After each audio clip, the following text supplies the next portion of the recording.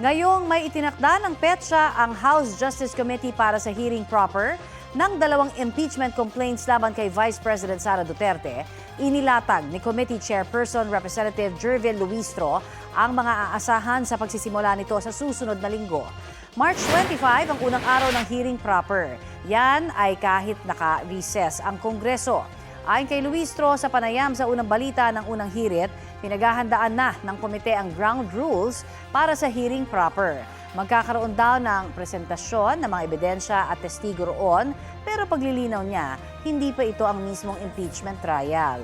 Dahil yan daw ay mangyayari pa sa Senado kapag naitransmit na ng Kamara ang Articles of Impeachment kung makakuha ito ng 1/3 ng mga boto sa plenaryo.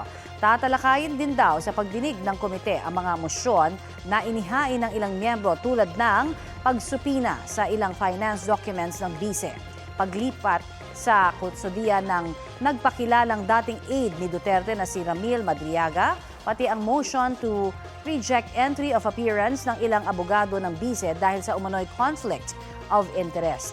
Kahapon, nagpadala na ng imbitasyon ang komite para sa pagdalo sa pagdinig ni VP Duterte. Nauna nang sinabi ni Luistro na desisyon ng bise kung dadalo siya sa pagdinig o hindi.